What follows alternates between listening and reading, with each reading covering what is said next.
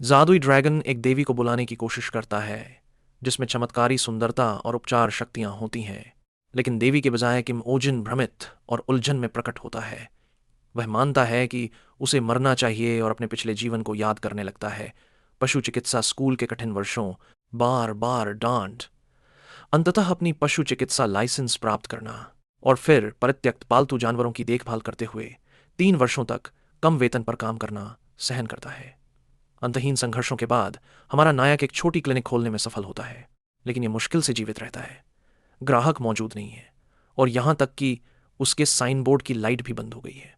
एक रात जब ओजिन बिस्तर में लेटा हुआ अपनी मिजरेबल स्थिति और भारी कर्ज पर विचार कर रहा होता है, वह एक अजीब आवाज सुनता है। प्रतिक्रिया करने से पहले हमारा लड़का अचानक एक गुफा में खुद को घिरा हुआ पाता है। खजाने और एक चमकदार समन चक्र से घिरा हुआ उसे विश्वास होता है कि वह नरक में पहुंच गया है। वह जानना चाहता है कि उसे वहां क्यों लाया गया है। ड्रैगन बताता है कि उसने उसे अपने पालतू जानवर का इलाज करने के लिए बुलाया था, एक डरावने राक्षस की उम्मीद में। हमारा नायक स्टन्ड होता है जब ड्रैगन अपने पंजे खोलता है और एक छोटे कमजोर सोते हुए फल चमगादड़ को प्रकट करता है, जिसका नाम कैटलिस्ट है। कमजोर निर्जलित चमगादड़ को देखकर ओजिन तुरंत पेशेवर मोड में आ जाता है। उसके नाम, लक्षणों और ड्रैगन ने इसे कितने समय से रखा है के बारे में पूछता है। गर्व से ड्रैगन कहता है कि उसने कैटलिस्ट को 1 सप्ताह से रखा है, जब से पालतू जानवरों को ड्रैगनों के बीच लोकप्रियता मिली है। अपने प्रति उसकी नफरत को याद करते हुए हमारा नायक पूछता है कि क्या कैटलिस्ट ने ठीक से खाया है। ड्रैगन आत्मविश्वास से जवाब देता है कि जो अपने पालतू जानवरों के बारे में कुछ नहीं जानते। निराश होकर वह ड्रैगन को सूचित करता है कि फल चमगादड़ खून नहीं पीते, केवल वैम्पायर चमगादड़ करते हैं।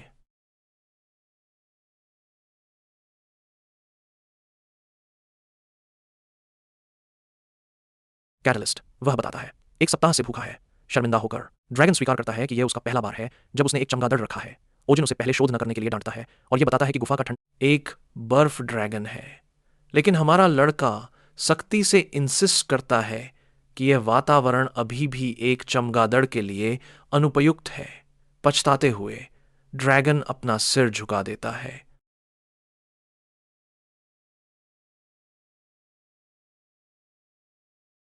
और कैटालिस्ट से माफी मांगता है। वादा करता है कि वह तुरंत फल लाएगा और चमगादड़ को उसके मूल घर में वापस लाएगा। ओजन की मदद के लिए आभारी ड्रैगन उसे धन्यवाद के प्रतीक के रूप में एक इच्छा पूरी करने की पेशकश। अजीब अनुरोध से चकित होकर ड्रैगन अपनी हार पहनता है और ओजन को देता है, यह बताते हुए कि यह एक जादुई पेंडेंट है जो किसी भी इच्छा को पूरा करने में सक्षम है, बशर्ते कि यह बुरी मंशा से प्रेरित न हो। जैसे ही पेंडेंट चमकने लगता है, हमारा नायक निष्कर्ष निकालता है कि वह आखिरकार परलोक में होना चाहिए। गायब होने से ठीक पहले वह जल्दी से बिटकॉइन के शुरुआती दिनों में लौटने की इच्छा करता है। ड्रैगन देखता है कि ओजिन गायब हो जाता है, फिर कैटलिस्ट के लिए फल तैयार करने के लिए जल्दी करता है। अभी भी उस अजीब देवी के बारे में उलझन में जिसे उसने कुछ क्षण पहले बुलाया था, हमारा नायक खुद को एक व्यस्त सड़क पर खड़ा पाता है जो लोगों, शोर और भोजन की सुगंध से भरी हुई है। अभी भी भ्रमित, वह सोचता है कि क्या यह पुनर्जन्म है या कब्जा। एक फल विक्रेता उसकी अजीब पोशाक को देखकर पूछता है कि क्या वह एक यात्री है और बताता है कि वह बेलमोर क्षेत्र में है, जो अपने सराय और बाजारों के लिए प्रसिद्ध है।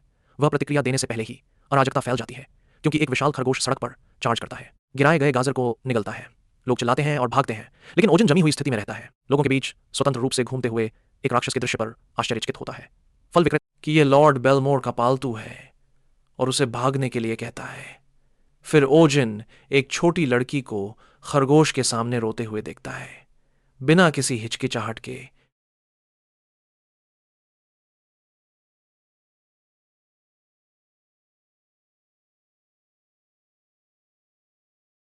हमारा लड़का आगे बढ़ता है, उसे पकड़ता है और उसे खींचता है, ठीक उस समय जब जीव उसे पहुंचने से पहले। जैसे ही खरगोश फिर से झपटता है, उसका पेंडेंट चमकता है और उसके चारों ओर एक नीली पट्टी प्रकट होती है। हमारा नायक एक साधारण यात्री की तरह नहीं दिखता। लॉर्ड बेलमोर जल्द ही आता है, अपने पालतू जानवर को बंधित देखकर क्रोधित होता है। ओजिन बताता है कि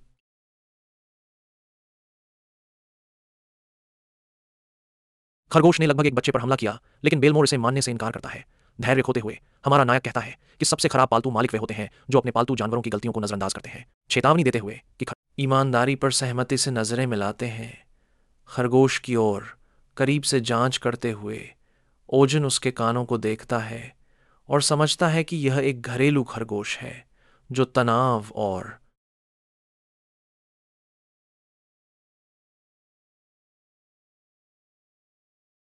अधिक भोजन से पीड़ित है। जब वह उसके व्यवहार के बारे में पूछता है, बेलमोर स्वीकार करता है कि खरगोश एलिजाबेथ अक्सर अपने ही फर को खींचती है। ओजन बताता है कि ऐसा तनाव जानलेवा हो सकता है और भीड़ भाड़ वाले स्थानों में शर्मिंदा होकर बेलमोर आंसू बहाता है, यह स्वीकार करते हुए कि लोग उसे एक खरगोश पालने के लिए मजाक उड़ाते हैं।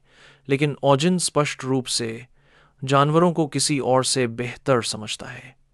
बेलमोर अपने बटलर को बुलाता है, ओजन को एक थैली देता है सिक्कों की और उसे समय समय पर एलिजाबेथ की जांच करने के लिए कहता है। अपने पालतू जानवर से माफी मांगने के बाद वह उसे लेकर चला जाता है, जबकि हमारा नायक अपने आप से बड़बड़ाता है कि वह इस जगह पर फिर से नहीं आएगा। अचानक लोग इकट्ठा होते हैं, ओजन की बहादुरी की प्रशंसा करते हैं। फल विक्रेता उसे धन्यवाद देती है, उसकी दुकान को बचाने के लिए, और उसे छूट की पेशकश करती है। लेकिन जब हमारा नायक बताता है कि उसके पास पैसे नहीं है, तो वह थैली की ओर इशारा करती है। उसे खोलने पर वह सोने के सिक्के पाता है और एक को काटकर यह सुनिश्चित करता है कि यह असली है। यह समझते हुए कि यह असली है, हमारा लड़का हल्का सा मुस्कुराता है, सोचता है कि शायद वह यहां एक और क्लिनिक खोल सकता है और मानव दुनिया के अपने कर्ज चुका सकता है। ओजन उन सभी साक्षात्कारकर्ताओं का धन्यवाद करता है जो नौकरी चयन के लिए आए हैं, और आधे मजाक में कहते हैं कि वह उम्मीद करता है कि उनमें से कोई एक चुना जाएगा। फिर वह घोषणा करता है कि साक्षात्कार शुरू करने का समय है। इसे जीवन और मृत्यु के खेल के रूप में बुलाते हुए थोड़ी देर के लिए हमारे नायक के विचार लॉर्ड बेलमोर की ओर बढ़ते हैं, जिसने उदारता से भूमि और पैसे की पेशकश की थी जब ओजिन ने इस नए स्थान में बसने का निर्णय लिया था। उस समर्थन के लिए धन्यवाद। उसके पालतू क्लिनिक की दूसरी शाखा बिना किसी समस्या के खुलती है। लॉर्ड बेलमोर उसके लिए एक दुकान भी तैयार करता है, हालांकि यह अजीब तरह से खरगोश की आपूर्ति से भरी होती है। फिर भी हमारा लड़का परवाह नहीं करता। आखिरकार यह मुफ्त है और बेलमोर के साथ उसका संबंध पहले से ही अमूल्य प्रतीत होता है। व्यापार जल्द ही ओजन के दिनों पर हावी हो जाता है, लेकिन वह महसूस करता है कि उसे इस दुनिया के बारे में बहुत कम पता है, विशेष रूप से उस ड्रैगन के बारे में जिसने उसे यहां लाया। उस जीव ने उसे घर भेजने का वादा किया था, केवल उसे इस अजीब भूमि में छोड़ने के लिए, उत्तर खोजने के लिए दृढ़ निश्चय करते हुए हमारा नायक एक नोटिस पोस्ट करने का निर्णय लेता है। अपने नए दुकान के बाहर पशु अस्पताल स्टाफ की भर्ती। शायद वह किसी को पाएगा जो सहायक और तकनीशियन दोनों के कर्तव्यों का प्रबंधन कर सके। जब साक्षात्कार शुरू होते हैं, ओजन सीधे बैठता है, आवेदकों की लाइन का अध्ययन करता है। पहले उम्मीदवार थॉमस गर्व से अपने कुलीन परिवार की पृष्ठभूमि, सख्त पिता और दयालु मां के बाद क्षण के लिए सुनता है, लेकिन जल्द ही उस आदमी की आत्मा प्रमुखता से थक जाता है। अगले उम्मीदवार फिलिप का दावा है कि उसका परिवार पीढ़ियों से पशु व्यवसाय में है। यह पहले तो आशाजनक लगता है, जब तक कि वह ये नहीं बताता कि वे एक मांस की दुकान चलाते हैं। ओजन उसे मानसिक रूप से सूची से हटा देता है। स्पष्ट रूप से इस दुनिया में सामान्य लोगों को खोजना अपेक्षा से अधिक चुनौतीपूर्ण है। तीसरा उम्मीदवार एक आदमी है जिसकी रंगत पीली और तनावपूर्ण है और आंखें परेशानी का संकेत देती हैं। हमारा लड़का खुद को याद दिलाता है कि उसे दिखावे से नहीं आंकना चाहिए, लेकिन उसकी धैर्य तब टूट जाता है जब वह आदमी अचानक फर्श पर गिरकर काम पर रखने की भीख मांगता है। यह निश्चित करता है, ओजन तय करता है कि वह अब से लोगों को उनके दिखावे के आधार पर बिल्कुल जज करेगा। प्रतिक्रिया देने से पहले एक युवा महिला आवेदकों की लाइन से बाहर निकलती है। बिना एक शब्द कहे वह उस आदमी को चेहरे पर घूंसा मारती है, उसे कमरे के पार फेंक देती है। वह खुद को सेलेना के रूप में पेश करती है, एक घूमने वाली पशु विशेषज्ञ जो बुनियादी उपचार में अनुभव रखती है। उसकी आत्मविश्वास और संयम एक मजबूत छाप छोड़ती है, इसीलिए ओजिन उसे तुरंत नौकरी पर रखता है। अगली दोपहर हमारा नायक अपनी नई क्लिनिक में आराम से बैठा होता है। खिड़की के माध्यम से आती गर्म धूप में यह पहले से ही दोपहर है और सेलेना अभी तक नहीं आई है। शायद उसने बहुत जल्दी नौकरी पर रख लिया। वह फिर से विचार करता है, क्या एक और नौकरी का नोटिस पोस्ट करना चाहिए। जब दरवाजे पर दस्तक होती है, अपने नए सहायक की उम्मीद करते हुए वह दरवाजा खोलता है। केवल एक अनजान आदमी को वहां खड़ा पाता है। कुछ मिनटों बाद आदमी आराम से बैठा होता है। Whether to post another job? Notice when there's a knock at the door expecting his new assistant. He opens it only to find an unfamiliar man standing there. Minutes later, the man is seated comfortably. Cole, platform towel, learn. With his new subscriber to certify his newbie approaching DDL, Oscar A. Ojen Lawrence E. Vinamrata se. हालांकि अंदर हमारा नायक जश्न मना रहा है। उसने आखिरकार अपना पहला ग्राहक पाया है, जो उसके कर्ज चुकाने की दिशा में पहला कदम है। वह अपनी पिछली क्लिनिक के बारे में सोचता है, जो उसके छोटे गुस्से के कारण असफल हो गई। उसे स्पष्ट रूप से याद है कि उसने एक ग्राहक पर चिल्लाया था, जिसने अपने कुत्ते के दांतों को ब्रश करने से इनकार कर दिया था, चिल्लाते हुए, जब तक कि उसकी बदनामी एक असभ्य और पागल पशु चिकित्सक के रूप में आग की तरह नहीं फैल गई। हालांकि इस बार ओजन मुस्कुराने, शांत रहने और पैसे को अपने ग्राहक के बटुए से बाहर निकालने का संकल्प करता है। वर्तमान में लौटते हुए वह आदमी के पालतू जानवर के बारे में पूछता है। अजनबी मुस्कुराता है और अपनी जेब की ओर इशारा करता है, एक छोटे से छिपकली का नाम पोजाक दिखाते हुए। हमारा लड़का लगभग राहत महसूस करता है। यह एक सामान्य प्राणी प्रतीत होता है, एक बार के लिए, बजाय उन अजीब जानवरों के जो आमतौर पर इस दुनिया में होते हैं। जब आदमी आराम से स्वीकार करता है कि उसने इसकी पूंछ को पकड़ लिया था जब तक कि वह गिर नहीं गई, तब यह राहत जल्दी ही समाप्त हो जाती है। ओजन उसे डांटने की इच्छा से लड़ता है और छिपकली पर अपना ध्यान केंद्रित करता है। वह सावधानी से पोजाक की जांच करता है और देखता है कि उसकी त्वचा सूखी और लाल है, अनुचित रूप से उगने के स्पष्ट संकेत। जब वह इसका उल्लेख करता है तो आदमी चेतावनी देता है कि पोजाक आक्रामक हो सकता है। लगभग तुरंत छोटा प्राणी उसे सही साबित करता है, हमारे नायक पर सीधे आग का एक फटकार छोड़कर। ओजन प्रतिक्रिया करने से पहले सेलिना दरवाजे से अंदर आती है और उसे एक तरफ धकेल देती है, हमले से बचाते हुए। लपटें उनके पीछे की दीवार को झुलसा देती हैं। चकराया हुआ और उसके मुंह से थोड़ा खून बह रहा है। ओजन बुदबुदाता है कि अगर उसे मारा जाता तो शायद कम दर्दनाक होता। जब वह अपनी स्थिति को फिर से प्राप्त करता है तो उसे एहसास होता है कि नई शाखा में उसका पहला मरीज एक सलामेंडर है, एक आग उगलने वाली छिपकली जिसे बिना हाथ लगाए नहीं संभाला जा सकता। वह सोचता है कि क्या क्लिनिक में कुछ भी आग प्रतिरोधी है। इस बीच आदमी सेलिना को सपनों में देखता है, उसे खूबसूरत कहता है, जबकि वह उससे पूछती है कि उसने यह प्राणी कहाँ पाया। वह गर्व से बताता है कि उसने इसे गांव के पीछे के पहाड़ से उठाया, यह दावा करते हुए कि यह पहली नज़र में प्यार था।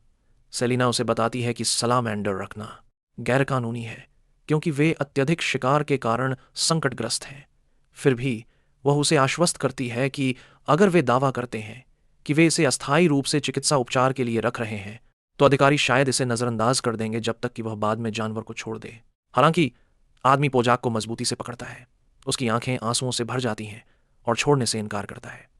अचानक वह दरवाजे की ओर दौड़ता है, चिल्लाते हुए कि कोई भी उसे उसके प्रिय सलामेंडर से अलग नहीं कर सकता। ओजन अविश्वास में खड़ा है, खुली दरवाजे की ओर घूरता है। सेलिना एक पल के लिए हिचकिचाती है, फिर हमारा नायक उसे डांटता है कि उसके पीछे भागे, और बस ऐसे ही क्लिनिक की पहली जांच एक हास्यास्पद दौड़ में बदल जाती है। ओजन के नए जीवन में एक और अप्रत्याशित अध्याय की उपयुक्त शुरुआत। ओजन सेलिना को आदमी का पीछा करने के लिए आगे भेजता है और बाजार में हलचल मच जाती है। फलों की दुकान की महिला, जो अभी अभी यह गुनगुनाते हुए थी कि भगवान रेवरेंड की निरंतर हस्तक्षेप के बिना चीज़ें कितनी शांत महसूस करती हैं, जल्दी से समझ जाती है कि शांति कभी नहीं रहती।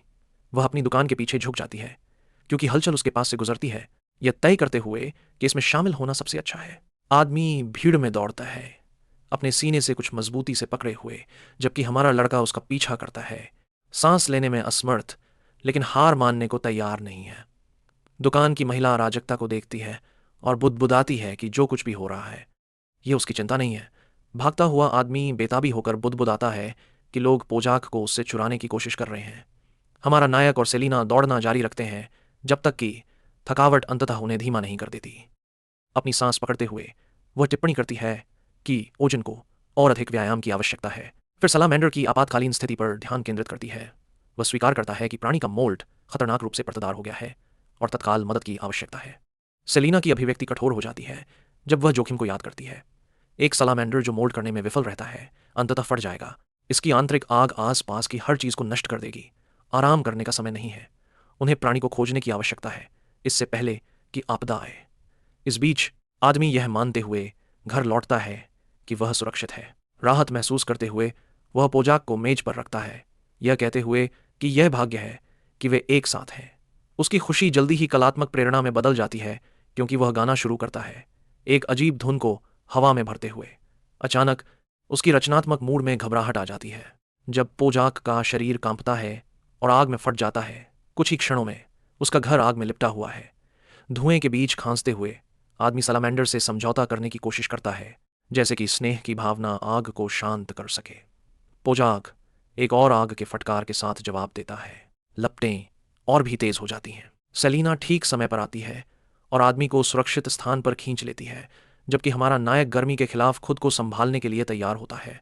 प्राणी को नियंत्रित करने का संकल्प करता है जो बेताब हो गया है।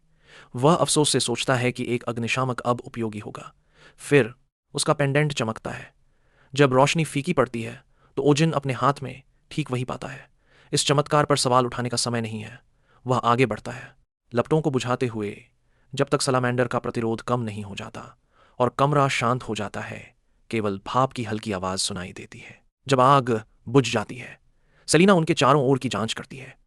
आदमी खंडहरों के बीच बैठा है, बुदबुदाते हुए कि यह उथल पुथल असफल मोल्ट के कारण होनी चाहिए। वह जोर देकर कहता है कि वह अगली बार पोजाक का बेहतर ख्याल रखेगा। उसकी आवाज में गलत तरीके से लगाव है। हमारा नायक उसे चुपचाप देखता है, सोचता है कि क्या आदमी को सच्ची देखभाल का कोई विचार है। बिना समझ के प्यार, ओजिन सोचता है, बस समर्पण के रूप में कपट है। बाद में जंगल में पोजाक ने अच्छी तरह से मोल्ड किया है। सेलिना नोट करती है कि यह कितना जीवंत दिखता है, जबकि हमारा लड़का इसकी आकार पर अविश्वास से देखता है। आदमी सलामेंडर को बिटर स्वीट गर्व से देखता है, बुदबुदाते हुए कि इसे जंगली में लौटने का समय है। वह देखता है कि पोजाक पेड़ों के बीच गायब हो जाता है, देखभाल और स्मरण के वादे करते हुए जो कोई भी प्राणी शायद समझ नहीं सकता। ओजिन उस भावना पर आंखें घुमाता है, सोचता है कि यह केवल और अधिक परेशानी लाएगा। लेकिन आदमी शायद ही नोटिस करता है। अपने मन में यह विदाई महान है। क्षण अप्रत्याशित रूप से कोमल हो जाता है जब पोजाक एक दूर की चट्टान पर रुकता है और आकाश में एक विशाल आग का गोला छोड़ता है। लपटें चमकीले आतिशबाजी में खिलती हैं। सांझ को चमकीले रंग में रंगते हुए आदमी ऊपर की ओर देखता है, भावना में अभिभूत, जबकि हमारा नायक चुपचाप स्वीकार करता है कि उपचार अंततः पूरा हो गया है। कुछ दिन बाद वही आदमी शहर के चौक पर फिर से प्रकट होता है। अब खुद को रॉयस कहता है। वह फव्वारे के पास गिटार बजाता है। बच्चे उसके चारों ओर नाचते हैं, जबकि वह ओजिन के रोमांचों के बारे में एक अजीब धुन गाता है। यह गीत आग की तरह फैलता है, जो इसे सुनने वाले सभी के मनोबल को ऊंचा करता है। सेलिना दूर से देखती है, आधा मजेदार, जबकि हमारा नायक उसके बगल में खड़ा है, प्रभावित नहीं है, लेकिन हल्का जिज्ञासु। जब वह देखता है कि लोग अपने पालतू जानवरों को उसके पास लाने के बारे में बात कर रहे हैं, ओजिन खुद को रॉयस के गाने की प्रशंसा करते हुए पाता है। जल्द ही परिणाम आते हैं। ओजिन की पालतू क्लिनिक के बाहर एक भीड़ इतनी बड़ी बन जाती है कि यह पूरी सड़क को ब्लॉक कर देती है। दर्जनों लोग उसका नाम चिल्लाते हैं, उपचार की मांग करते हैं और ध्यान के लिए बेताब होते हैं। हमारा लड़का जमी हुई स्थिति में बैठा है, यह रियलाइजिंग करते हुए कि उसके शांत दिन खत्म हो गए हैं। सेलिना अंतहीन लाइन को देखते हुए बुदबुदाती है कि वह शायद अवकाश ले ले। हलचल और भ्रम के बीच ओजिन रियलाइजेस करता है कि उनकी छोटी क्लिनिक काफी अनजाने में शहर में सबसे व्यस्त स्थान बन गई है। यह एक सामान्य सुबह है। पक्षी ओजिन की क्लिनिक के बाहर चहचहा रहे हैं, जबकि लोगों की एक लंबी लाइन दरवाजे पर इकट्ठा हो रही है। वह एक मरीज की जांच खत्म करता है और उन्हें बताता है कि सत्र समाप्त हो गया है। प्रगति की जांच के लिए एक फॉलो अप की सलाह देते हुए सेलिना उसके बगल में खड़ी है, टिप्पणी करते हुए कि इस गति से वह अगले सप्ताह से पहले एक शव बन जाएगा और उसे जितना हो सके कमाना चाहिए। हमारा लड़का अगले मरीज को बुलाता है, यह सोचते हुए कि यह 2 महीने हो गए हैं जब से उन्होंने खोला है और दूसरी क्लिनिक फल फूल रही है, आंशिक रूप से उन खुशहाल सुबह के पक्षियों के कारण। पहले कुछ दिन इतने ग्राहकों के साथ कठिन थे, लेकिन कमाई देखने के बाद चीजें स्थिर हो गईं। एक ग्राहक अपना सिर अंदर डालता है और पूछता है कि क्या वे अभी भी खुले हैं। सेलिना तुरंत कहती है कि वे बंद हैं, लेकिन ओजिन फिर भी व्यक्ति को अंदर आने देता है। मरीज का इलाज करते समय हमारा नायक इस दुनिया के बारे में जो कुछ भी उसने सीखा है उस पर विचार करता है। बाहर लोग अपने पालतू जानवरों के बारे में बातें कर रहे हैं। एक बताता है कि कोको ठीक से नहीं खा रहा है, दूसरा एक बिल्ली की रक्तशोधित आंख की ओर इशारा करता है। कुत्ते और बिल्लियां यहां मनुष्यों के करीब रहती हैं, हालांकि उनकी बीमारियां काफी भिन्न हो सकती हैं। बाद में ओजिन खिंचाव करता है, टिप्पणी करते हुए कि दिन थका हो रहा है। सेलिना उसे बताती है कि अगला मामला आखिरी है, जिज्ञासु। वह पूछता है कि यह कौन सा जानवर है और सेलिना बताती है कि यह एक शमन है जिसे एक बार शिकार के लिए उपयोग किया जाता था। अब लोकप्रिय पालतू जानवर है, लेकिन अपने मालिकों के अलावा किसी के प्रति आक्रामक है, जिससे सबसे उच्च परित्याग दर होती है। हमारा anyone except their owners, leading to the highest abandonment rate, our hero muttered। जो लोग पालतू जानवर खरीदते हैं, केवल प्रवृत्तियों का पालन करने के लिए उन्हें गायब हो जाना चाहिए। वह याद करता है कि क्षमा लोग एक व्यक्ति के धड़ जितना लंबा हो सकते हैं। उनके नाखून और दांत जंगली सुअर की खाल को चीरने के लिए काफी तेज होते हैं। सेलिना उसे सावधान रहने के लिए चेतावनी देती है। अगला ग्राहक एक क्षमा पिल्ला पेश करता है जो स्पष्ट रूप से थका हुआ है और केवल 2 महीने का है। मालिक बताता है कि यह कल से लंगड़ाता हुआ चल रहा है। ओजिन पैर की जांच करता है, यह नोट करते हुए कि इस उम्र का पिल्ला स्वस्थ जोड़ों वाला होना चाहिए। पंजे की जांच करते समय उसे उसमें एक कांटा फंसा हुआ मिलता है। उसे चिमटी से निकालता है, घाव को कीटाणु रहित करता है और उन्हें आश्वस्त करता है कि यह ठीक हो जाएगा। छोटा क्षमा इधर उधर लड़खड़ाता है और हमारा नायक चुपचाप देखता है, जबकि सेलेना हल्का सा जिज्ञासु होकर देखती है। जब मालिक चला जाता है, ओजिन राहत की सांस लेता है, कहता है कि दिन आखिरकार खत्म हो गया। सेलेना देखती है कि वह खुश लग रहा था। जब वो पूछती है कि क्या ये इसलिए है क्योंकि पिल्ला प्यारा था या क्योंकि उसकी शिफ्ट खत्म हो गई है, तो वह उलझन में लगता है। सेलेना चढ़ाते हुए कहती है कि उसे पैसे के अलावा किसी और कारण से खुश देखना दुर्लभ है। ओजिन जवाब देता है कि आज के किसी भी मरीज को गंभीर चोट नहीं आई थी और बताता है कि एक पशु चिकित्सक होने का सबसे कठिन हिस्सा बीमार जानवरों को देखना है। जितना अधिक वह परवाह करता है, उतना ही अधिक यह दुख देता है। इसलिए वह खुद को अलग रखने की कोशिश करता है। उसके विचार अपने पुराने संसार के एक ग्राहक की ओर भटकते हैं, जिसने छुट्टियों के दौरान अपने पालतू जानवर को एक अतिरिक्त महीने के लिए छोड़ दिया था। हमारा लड़का उन्हें तेजी से अभिवादन करने की याद करता है और समझता है कि तब से उसने संरक्षकों को अधिक बार डांटना शुरू कर दिया है। जैसे जैसे बंद होने का समय नजदीक आता है, सेलिना नोट करती है कि अंधेरा हो। ओजिन ग्राहकों की बड़ी संख्या का उल्लेख करता है और उसे सूर्यास्त से पहले तेजी से चलने के लिए प्रेरित करता है। अचानक साक्षात्कार से वही आदमी बाहर मदद के लिए पुकारता है। ओजिन सेलिना की ओर मुड़ता है, पूछता है कि क्या वह भूत प्रेत निकालने का काम कर सकती है। वह जवाब देती है कि शायद वह कर सकती है, अगर शारीरिक हमले वास्तव में आत्माओं पर काम करते हैं। आदमी अंदर आता है, हमारे नायक को पकड़ता है और उसे खिड़की के माध्यम से बाहर खींचता है।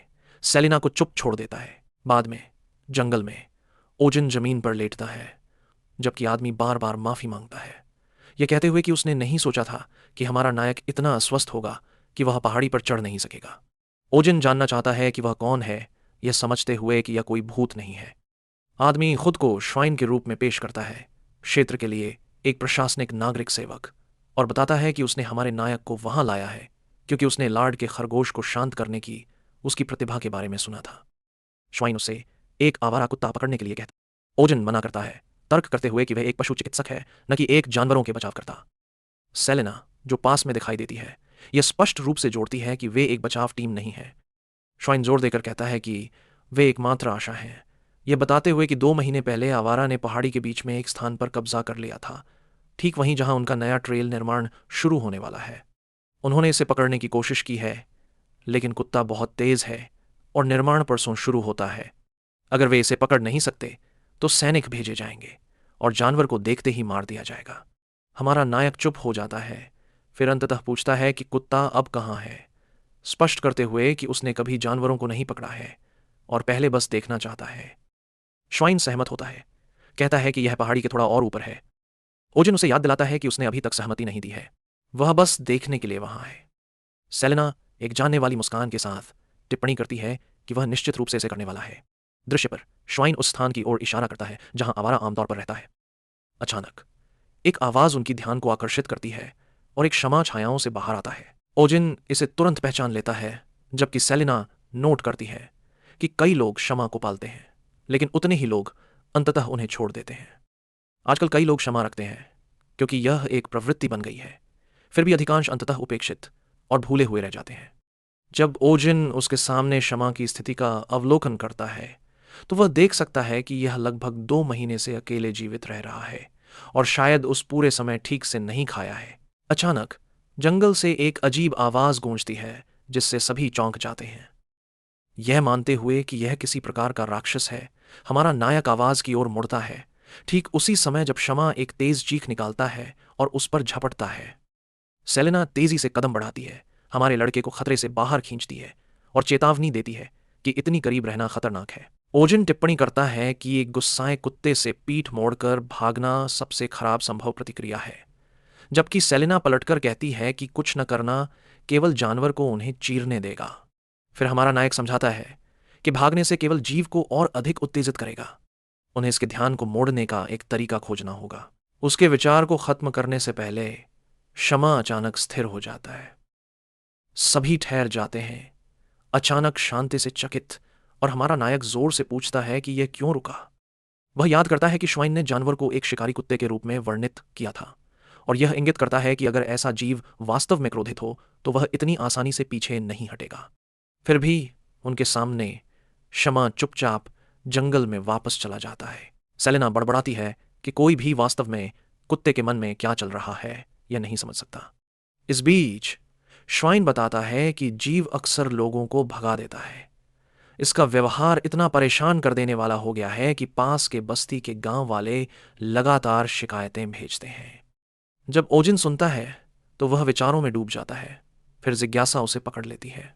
वह पूछता है कि उन्हें किस प्रकार की शिकायतें मिली हैं, और श्वाइन बताता है कि स्थानीय लोग जानवर को एक क्रूर जानवर के रूप में संदर्भित करते हैं जो पहाड़ी पर घूमता है, जिसे वे खतरनाक मानते हैं और इसे पकड़ने की मांग करते हैं।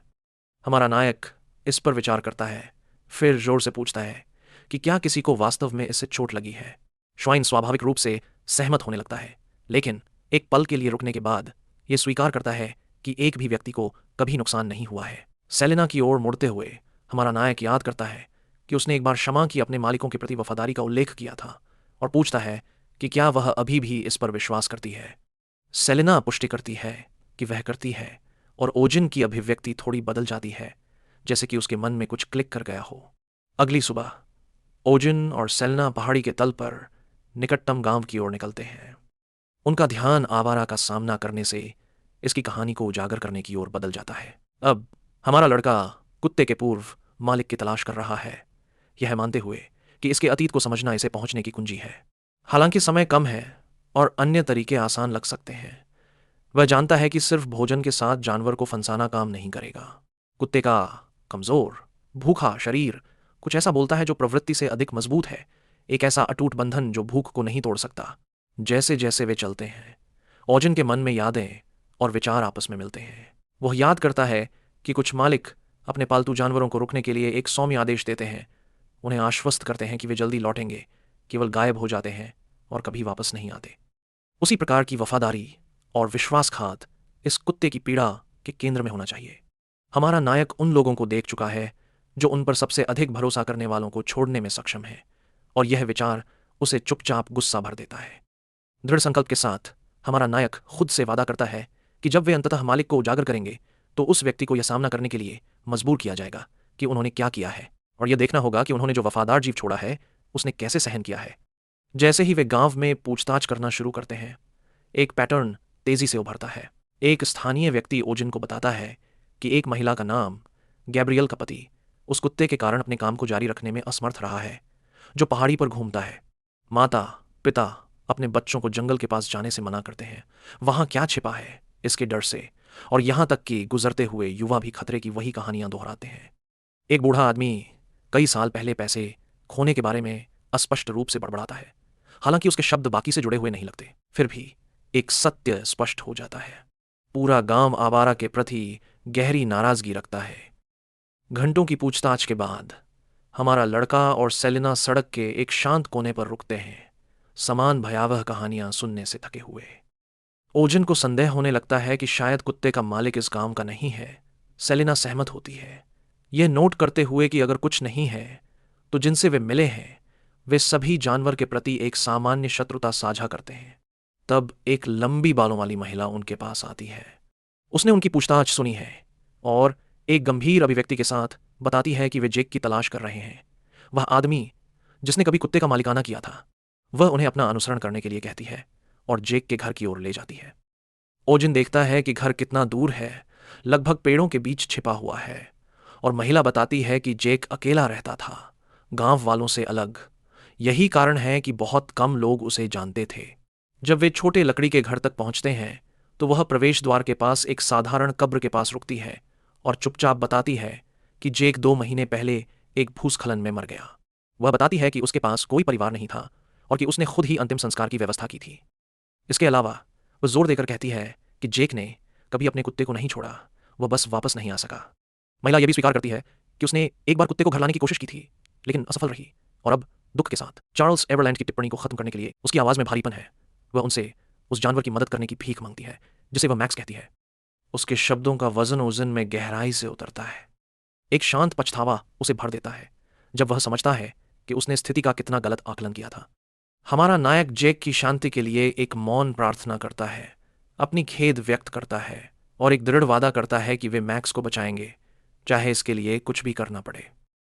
बाद में जंगल में श्वाइन उन अधिकारियों से कहता है जो अभी आए हैं कि उसने उन्हें अगले दिन की उम्मीद की थी, ये नोट करते हुए कि उन्हें अपनी पूर्व मिशन को अपेक्षा से पहले पूरा करना चाहिए था।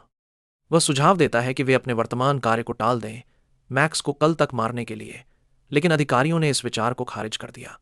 उनमें से एक इंसिस्ट करता है कि इंतजार करने की कोई वजह नहीं है और यह मामला तुरंत निपटाया जाना चाहिए। चूंकि गांव वाले पहले से ही कुत्ते से नफरत करते हैं, वह तर्क करता है कोई भी आपत्ति नहीं करेगा अगर वे समय से एक दिन पहले समाप्त कर दें। जेक के घर पर ओजिन अंदर कदम रखता है और तुरंत हवा में जड़ी बूटियों की दवा की गंध को महसूस करता है, जो स्पष्ट संकेत है कि जेक एक जड़ी बूटी विशेषज्ञ था। सेलिना सुझाव देती है कि वे अभी के लिए मालिक की गंध वाले किसी भी चीज को ले लें और पास में लटके कुछ कपड़ों की ओर इशारा करती है। हमारे नायक की नज़र एक फोटो फ्रेम पर जाती है जिसमें जेक और मैक्स एक साथ हैं। वह सोचता है कि उसके कुत्ते की इतनी गहरी परवाह करने वाले किसी के साथ क्या हो सकता है। फिर सेलिना दीवार पर एक तस्वीर देखती है और उसे दिखाती है। यह एक मंड्रेक की तस्वीर है। वह टिप्पणी करती है कि जेक ने एक की तलाश की होगी। हमारा लड़का याद करता है कि उसने एक बार एक फिल्म में मंड्रेक देखा था और सेलिना बताती है कि यह वह पौधा है जो चिल्लाता है, एक दुर्लभ और अत्यंत कठिन नमूना इकट्ठा करना। दोनों को पिछले दिन जंगल से अजीब आवाज याद है।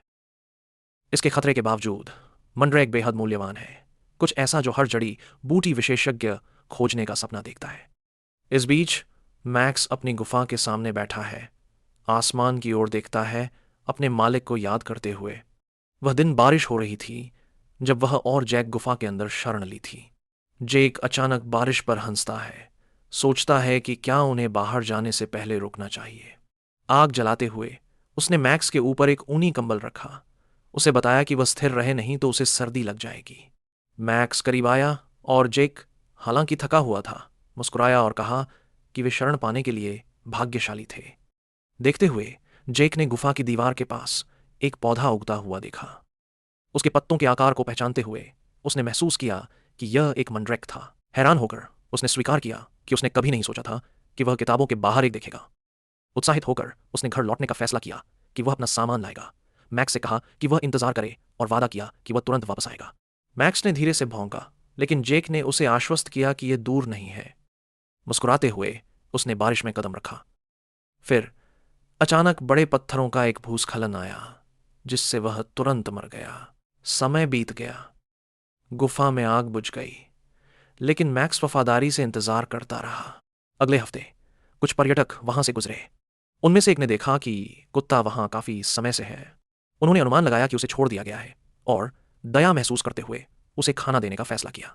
लेकिन जब वे करीब आए, मैक्स चिल्लाया और डर के मारे पीछे हट गया, उन्हें भगा दिया। हैरान होकर पर्यटक चले गए, बड़बड़ाते हुए कि कुत्ता खतरनाक है और यह कोई आश्चर्य नहीं है कि मालिक ने उसे छोड़ दिया। मैक्स गुफा में लौट आया और फिर से बैठ गया, जेक का इंतजार करते हुए, अनजान कि वह कभी वापस नहीं आएगा।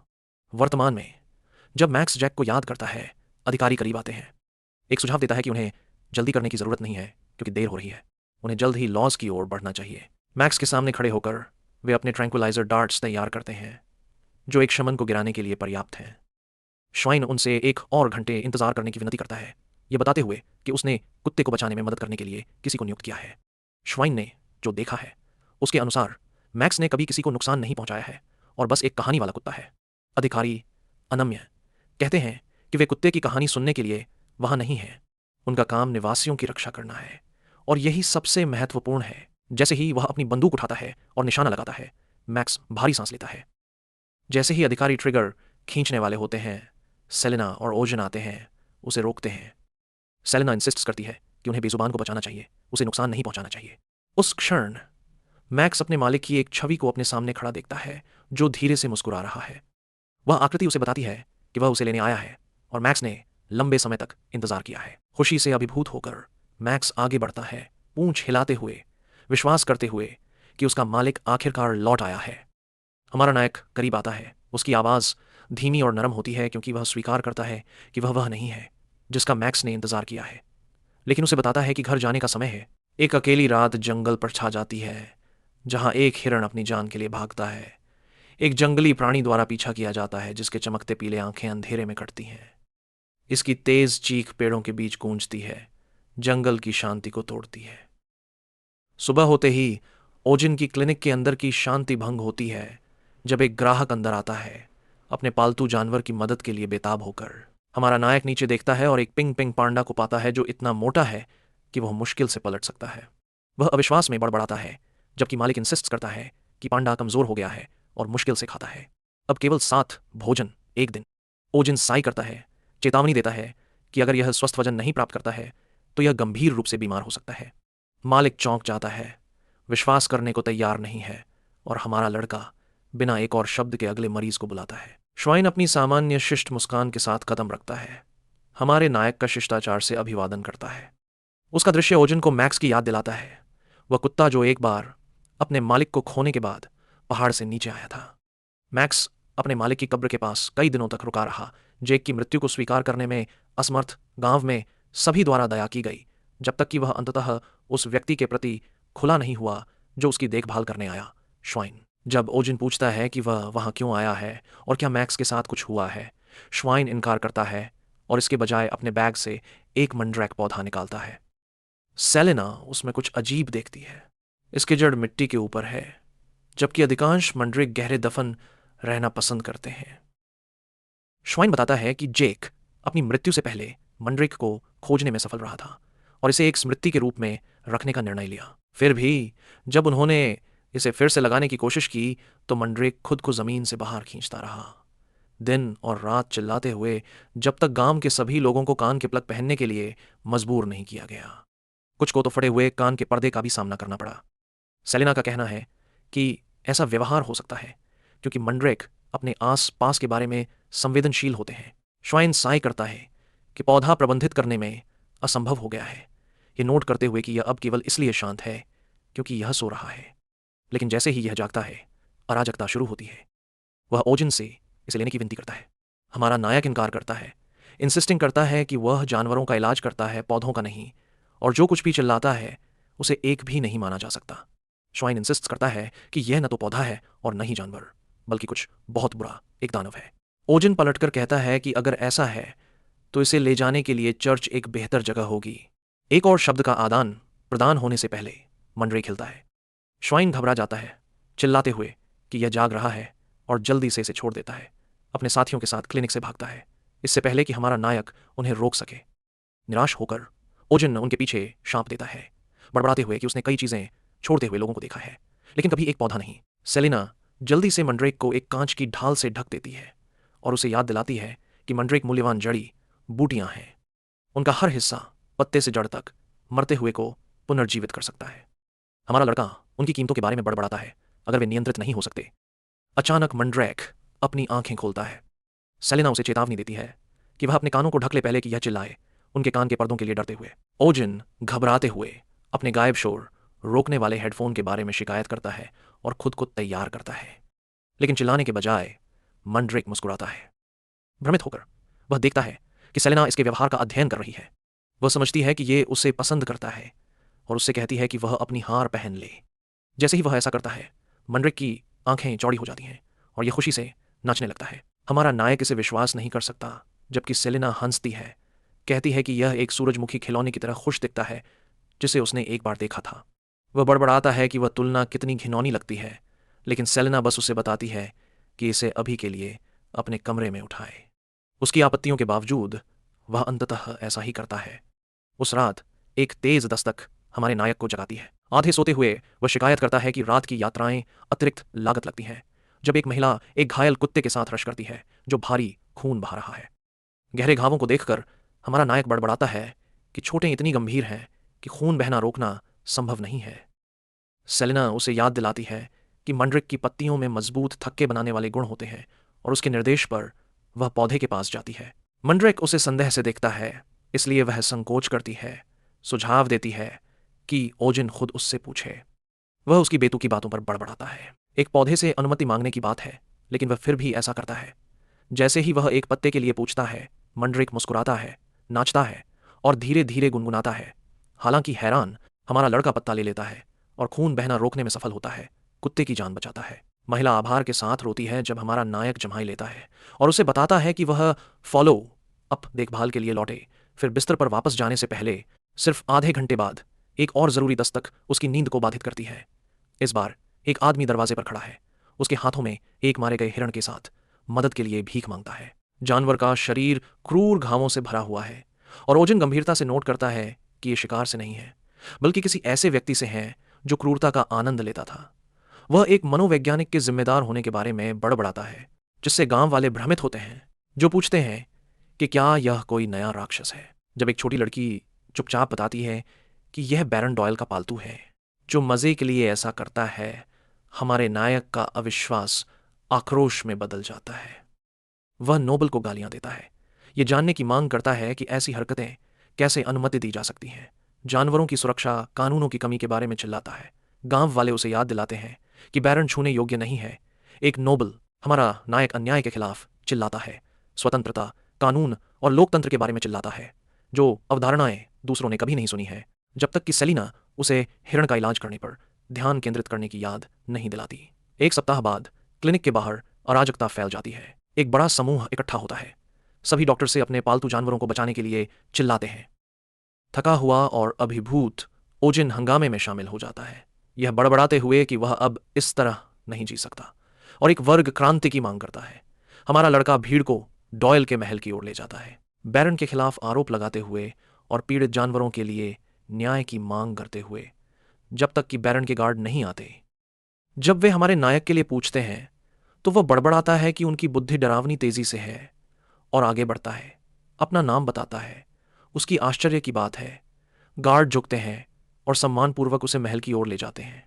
अंदर उसे फर्श पर एक विशाल रक्तदंत क्लॉन्ग मिलता है, जो गंभीर रूप से घायल है। बैरन डॉयल उसके पास खड़ा है, निराश, ओजिन से अपने प्रिय पालतू को बचाने के लिए भीख मांगता है, बदले में कुछ भी वादा करता है। हमारा नायक और सेलिना जड़ित खड़े हैं, उस प्राणी के दृश्य से चकित जो इतनी पीड़ा का कारण बना था। एक सप्ताह के जानवरों के हमलों के बाद नगरवासी इकट्ठा होते हैं। पश्चिमी जंगल में देखे गए एक जादुई प्राणी के बारे में फुसफुसाते हैं। अफवाहें फैलती हैं कि निर्वासित लॉन्ग को मार दिया गया है और एक विशाल मानव खाने वाला राक्षस अब जंगलों में घूमता है। जानवरों का शिकार करने के बाद लोगों पर हमला करता है। भीड़ में डर फैल जाता है। कुछ मानते हैं कि गांव बर्बाद हो गया है और निचले बस्ती की ओर भागने की बात करते हैं। अन्य जोर देते हैं कि चिंता करने की कोई आवश्यकता नहीं है, क्योंकि बैरन डॉयल ने एक राक्षस दमन अभियान शुरू किया है। वे जंगल में एक विशाल जाल और दिन रात गश्त करने वाले सैनिकों का जिक्र करते हैं। गांव वाले बैरन की प्रशंसा करते हैं, क्योंकि वह विश्वसनीय है, यह मानते हुए कि वे उसकी सुरक्षा में सुरक्षित रहते हैं। हमारा नायक सुनता है, पूरी तरह से जानता है कि सच्चाई काफी अलग है। वह याद करता है कि उसने बैरन को रोते हुए और अपने लोगों से उस राक्षस को पकड़ने के लिए चिल्लाते हुए देखा था, जिसने उसके बच्चे पर हमला किया था, जबकि उसके सेवक उसे शांत करने और स्थिति को चुपचाप संभालने का प्रयास कर रहे थे। ओजिन के लिए दृश्य उसके अपने विश्व से मीडिया हेरफेर जैसा लगता है। सेलिना उसके पास खड़ी है, उसके चेहरे पर सतर्कता की झलक देखती है। हमारा नायक सोचता है कि क्लिनिक में लाए गए अधिकांश घायल जानवर पूर्वी जंगल के पास, गांव के करीब पर हमले का शिकार हुए थे, जबकि बैरन के लॉन्ग के साथ घटना पश्चिम में गहराई में हुई थी। इसके बावजूद बैरन के लोग अपनी खोज को पश्चिमी जंगलों पर केंद्रित रखते हैं, पूर्व की ओर पूरी तरह से अनदेखा करते हैं। सेलिना को यह भी संदिग्ध लगता है। गांव वाले पश्चिमी जंगल में शायद ही कभी कदम रखते हैं, एक ऐसा स्थान जो भूतिया होने की अफवाह है। जब वे चर्चा कर रहे होते हैं तो कांच के कार्यशाला से एक आदमी उन्हें अंदर बुलाता है, यह घोषणा करते हुए कि ओजिन द्वारा आदेशित वस्तुएं, सिरिंज तैयार हैं। वे मुंह से उड़ाए गए मजबूत कांच के बने होते हैं, जो ओल्बेरियम पाउडर के साथ मिलाए जाते हैं, जो गर्मी और झटके के प्रति प्रतिरोधी हैं। हमारा नायक उन्हें देखता है, शिल्प कौशल से प्रभावित होता है, तकनीक को अद्भुत कहता है और यह देखकर आश्चर्यचकित होता है कि वे हस्तनिर्मित हैं। कारीगर बताता है कि प्रक्रिया कठिन थी और वह और अधिक नहीं बना सकता। ओजिन उसे उदारता से भुगतान करता है, आदमी की अनिच्छा के बावजूद एक साझेदारी स्थापित करता है। धीरे धीरे क्लिनिक में कई नए उपकरण भर जाते हैं, नवीनीकरण शुरू होते हैं और सेलिना लेआउट की जांच करती है। संगठित आधुनिक संरचना से आश्चर्यचकित होती है। हमारा लड़का सोचता है कि यह आखिरकार एक असली अस्पताल जैसा लगता है। एक दिन एक आदमी आता है जो जड़ी बूटियों के बंडल ले जा रहा है। वह एक विविधता प्रस्तुत करता है जिसमें आकर्षक प्रभाव होते हैं। कुछ सेवन या सांस लेने पर नींद लाते हैं, अन्य पेट दर्द को कम करते हैं या खांसी को रोकते हैं, और एक जड़ी बूटी में एंटीसेप्टिक गुण होते हैं। ओजिन उन्हें अविश्वास में देखता है, उनके प्रभावों को असाधारण पाते हुए। कुछ तो यहाँ तक कि घातक बीमारियों का इलाज करने की अफवाह है। वह बड़बड़ाता है कि ऐसी कोई चीज उसके अपने विश्व में भी नहीं है, जबकि सेलिना उसकी संदेहवाद का मजाक उड़ाती है। अचानक एक लड़की दौड़ती हुई आती है। ओजिन को जल्दी आने के लिए बुलाती है क्योंकि राक्षस को पकड़ लिया गया है। जंगल में सैनिक, हाउंड और बैरन डॉयल टूटे हुए जाल के चारों ओर इकट्ठा होते हैं। पेड़ों के बीच एक गरजती आवाज गूंजती है। सैनिक आगे बढ़ते हैं, दावा करते हैं कि राक्षस को कोने में धकेल दिया गया है। जैसे ही हमारा नायक आगे बढ़ता है, प्राणी की छाया प्रकट होती है, केवल एक छोटे बिल्ली के बच्चे को क्रोधित होकर रोते हुए प्रकट करने के लिए। सभी चुप हो जाते हैं। सैनिक हिचकिचाते हैं, यह नोट करते हुए कि यह एक साधारण सड़क की बिल्ली की तरह दिखती है। लेकिन बैरन इंसिस्ट करता है कि यह वही प्राणी है जिसने उसके लॉन को आतंकित किया, इसके पंजों और दांतों को उसकी बुरी प्रकृति के सबूत के रूप में दिखाते हुए। ओजन महसूस करता है कि सैनिक गंभीर हैं जब वे बिल्ली के ऊपर एक जाल फेंकते हैं। जानवर संघर्ष करता है और रोता है, जबकि बैरन हंसता है, इसे जलाने का आदेश देता है। हमारा नायक आपत्ति करता है, लेकिन बैरन मांग करता है कि बिल्ली को सार्वजनिक निष्पादन के लिए जीवित खींचा जाए। डर से भरे जानवर को देखकर हमारा नायक अपने अपने विश्व की याद करता है, जहां एक आदमी ने एक घायल बिल्ली को उसके क्लिनिक में लाया था, यह बताते हुए कि उसने इसे खरीदारी के क्षेत्र में खिलाया था, जब तक कि किसी ने इसे नहीं सुना। ओजन ने ऐसे लोगों को दानव कहा था, जानवरों के दुर्व्यवहारियों से घृणा करते हुए। सबसे ऊपर वर्तमान में वापस बिल्ली जाल को फाड़ देती है, सैनिकों को घबराहट में डालते हुए जब वे फिर से इसे पकड़ने के लिए चिल्लाते हैं। अचानक हमारे लड़के को एक विचार आता है। वह सभी से अपने मुंह और नाक को ढकने के लिए चिल्लाता है, फिर बिल्ली के माथे की ओर इशारा करता है। एक निशान जो एम के अक्षर के आकार का है उसके माथे के ऊपर हल्का चमकता है।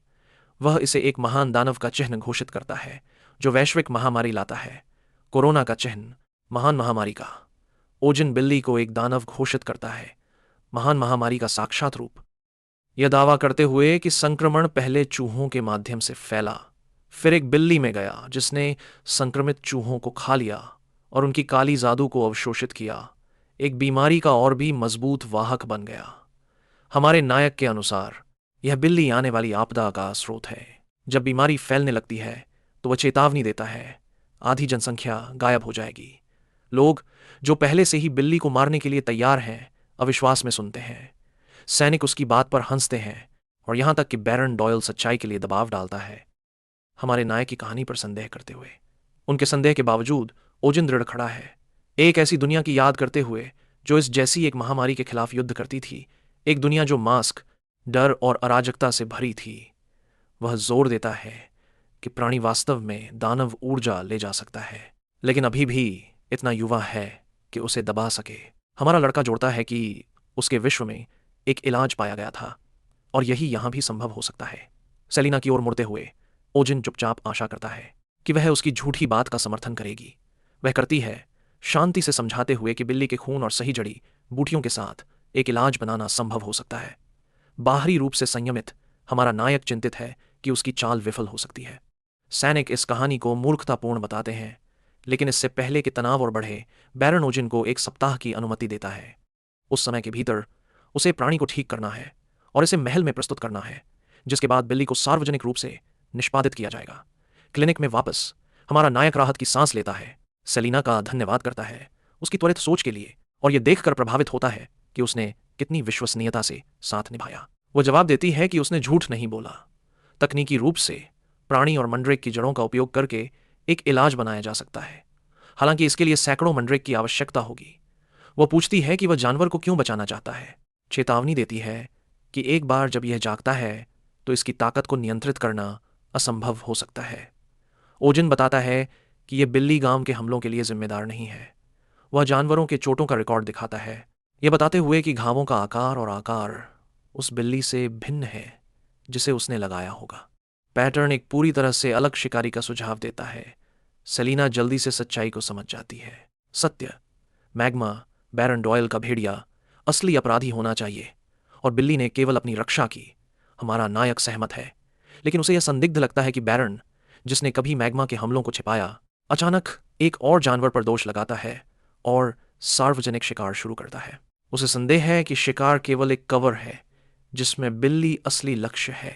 सेलिना देखती है कि यह बताता है कि बैरन ने जीव को जीवित पकड़ने की बजाय मारने की इच्छा क्यों जताई, और उसने ओजन की शे की व्याख्या को क्यों स्वीकार किया। उसकी असहज झूठ के बारे में टिप्पणी हमारे नायक को चिढ़ाती है, लेकिन उसकी ध्यान जल्दी ही बिल्ली के घावों पर चला जाता है। इसके माथे पर जो निशान है वह सामान्य चोट नहीं है, और इसके पैरों पर पुराने निशान दीर्घकालिक पीड़ा का संकेत देते हैं। वह इस जीव ने क्या सहा है, इसका सच उजागर करने का संकल्प करता है। सेलिना उसे ध्यान से देखती है, यह महसूस करते हुए कि वह लालची, उदासीन पशु चिकित्सक नहीं है जो उसने पहले सोचा था। जिस तरह से वह जानवर को संभालता है उसमें एक कोमलता है, जब तक कि हमारा लड़का अचानक बिल्ली को गले नहीं लगाता। बिल्ली को गले लगाते हुए वह अपने चेहरे को इसके फर में छिपा लेता है और इसे नरम और गर्म कहता है। यह दृश्य सेलिना की पुरानी धारणा को मिटा देता है, उसे विश्वास दिलाते हुए कि ओजन बस पागल है, जबकि पास में मौजूद मंड्रिक जलन से जलता है। अगली सुबह क्लिनिक के बाहर अजीब चीखें गूंजती हैं। नगरवासी इकट्ठा होते हैं, अजीब आवाज़ों के बारे में आश्चर्य और भय में फुसफुसाते हैं। अफवाहें तेजी से फैलती हैं, यह दावा करते हुए कि हमारा नायक एक दानव से लड़ रहा है और महामारी के स्रोत को शुद्ध कर रहा है। कुछ ही घंटों में सार्वजनिक राय उसे एक किंवदंती में बदल देती है। एक दूसरे विश्व का जादूगर भीड़ उसका नाम लेती है, किम ओजन को महान जादूगर के रूप में पुकारती है। अंदर बढ़ते हंगामे से अनजान हमारा नायक बिल्ली को खाना देने की कोशिश करता है, केवल यह देखने के लिए कि यह फिर से उसके चेहरे को खरोंच देती है। जीव का गुस्सा उसे चिढ़ाता है, लेकिन वह देखता है कि यह पहले से छोटा लगता है। सेलिना बताती है कि इसके आकार और वजन दोनों पिछले 3 दिनों में घट गए हैं, और वह अनुमान लगाती है कि यह दानव ऊर्जा खो रहा है। ओजन निष्कर्ष निकालता है कि यह बस भूखा है। भूख इसके गुस्से को बढ़ा रही है, ऊर्जा को जलाकर, और एक बुरे चक्र में इसकी भूख को गहरा कर रही है। जब हमारा नायक कोरो नामक दानव स्नैक की इच्छा करता है, एक अचानक दर्द उसके सीने को पकड़ लेता है। उसके गले में लटके हुए ड्रैगन के हार की चमक होती है, जो एक परिचित चॉकलेट जैसी मिठाई में बदल जाती है। स्नैक सीधे बिल्ली के मुंह में चला जाता है और यह खुशी से चबाने लगती है। ओजिन राहत महसूस करते हुए इसे बढ़ती हुई स्नेह के साथ खिलाना जारी रखता है, जबकि सेलिना चुपचाप देखती है। जैसे ही बिल्ली खाती है, इसके माथे पर जो निशान है वह हल्की चमकने लगती है। सेलिना ठहर जाती है, अचानक ही रियलाइजिंग करती है कि सब कुछ समझ में आता है। उनके सामने जो जीव है वह कभी सिर्फ एक बिल्ली नहीं थी। मोनोसेरोस, सिंग वाला सिंह, एक पौराणिक जीव के रूप में शासन करता था जब ड्रैगन गायब हो गए और दुनिया में मना बढ़ गया। इसे पवित्र माना जाता था। उनके सिंग बंजर भूमि को पानी से धन्य करते थे और अंधकार को प्रकाश में बदल देते थे। उनके दिलों में मना उत्पन्न करने की अद्भुत शक्ति थी, और उनके माथे पर जो सिंग था वह एक दिव्य चैनल के रूप में कार्य करता था, जिसके माध्यम से वह ऊर्जा बहती थी। फिर भी जो भी उन्हें छूने की हिम्मत करता उसे अनिवार्य मृत्यु का सामना करना पड़ता। महान मना अकाल के बाद उनकी प्रजाति घट गई, जिससे उन्हें जीवित रहने के लिए छोटे जीवों के रूप में डिस्गाइज करना पड़ा। हालांकि कमजोर, उन्होंने अपनी दिव्य वंश की गर्व को कभी नहीं खोया, और उन्हें मानवों द्वारा कभी भी वश में नहीं किया जा सका, सिवाय एक प्राणी के।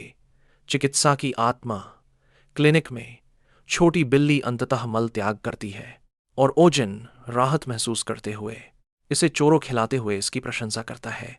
सेलिना देखती है, सोचती है कि क्या यह समझदारी है कि जीव को दानव स्नैक से लुभाते रहना।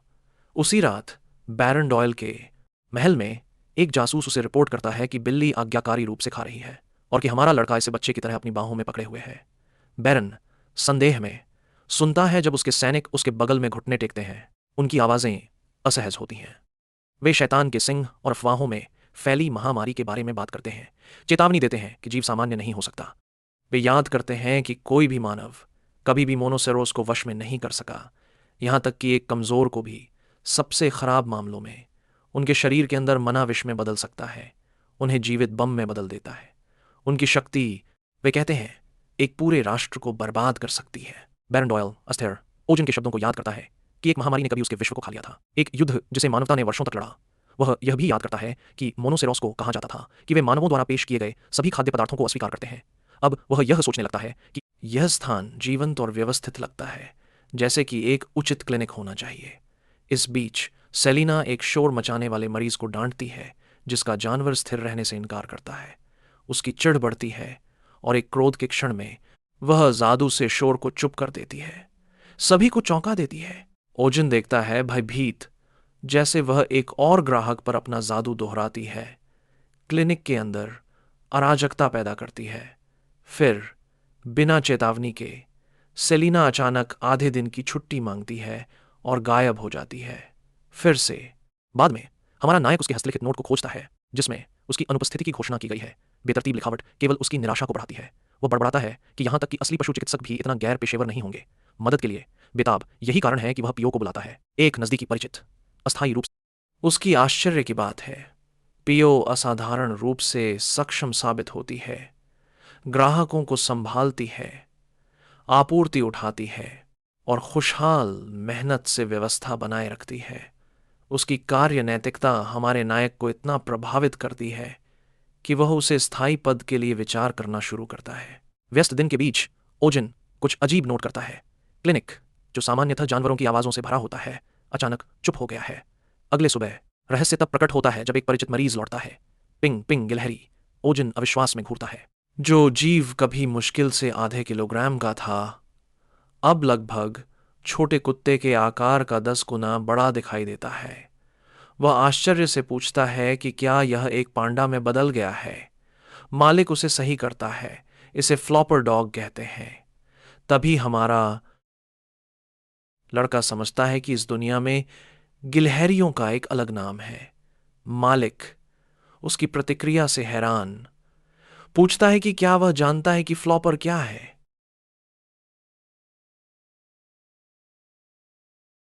ओजन इसे छुपाने की कोशिश करता है, लेकिन पियो सहजता से बीच में आती है, यह बताते हुए कि वह एक अन्य दुनिया से आया है।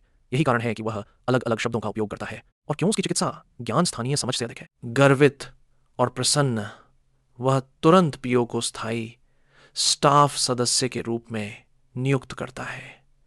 पिंग पिंग की ओर मुड़ते हुए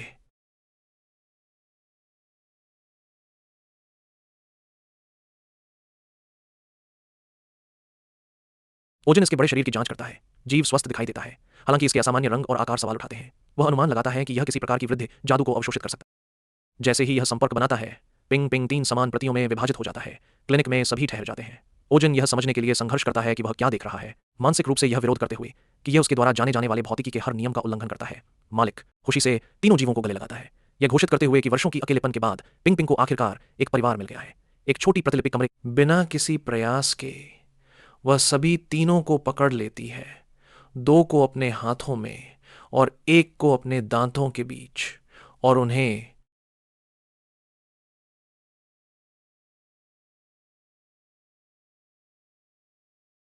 ब्लूप्स घोषित करती है। जब उनकी उत्पत्ति के बारे में पूछा जाता है, तो मालिक स्वीकार करता है कि उसने जीव को अपने पिता से उपहार के रूप में प्राप्त किया था। इसकी असली प्रकृति से अनजान सेलिना उन्हें अवलोकन के लिए रखने का निर्णय लेती है, मालिक को आश्वस्त करते हुए कि उन्हें कोई नुकसान नहीं होगा। ओजन जोड़ता है कि क्लिनिक कभी भी अनैतिक प्रयोगों में संलग्न नहीं होता है और कि बिना अभिभावक की सहमति के कुछ भी नहीं होता है। हालांकि अंदर ही अंदर वह सोचता है कि क्यों वह नैतिक भाषण देने वाला। बाद में उस शाम सेलिना बताती है कि ब्लूप्स प्राकृतिक जीव नहीं है, बल्कि लंबे समय पहले एक पागल जादूगर द्वारा बनाए गए कृत्रिम प्राणी हैं।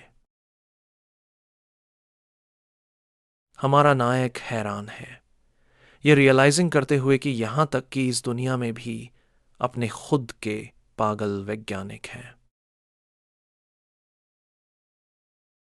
सेलिना जोर देती है कि जादूगर पूरी तरह से बुरा नहीं था, बस गलत दिशा में था, और कि उसकी रचनाएं, हालांकि अस्थिर, कभी भी नुकसान पहुंचाने के लिए नहीं थीं। ओजन टिप्पणी करता है कि ब्लूप्स को एक सदी पहले गायब होना चाहिए था। जिज्ञासा उसे बेहतर बनाती है और वह आकस्मिक रूप से कहता है, ठीक है, ठीक है।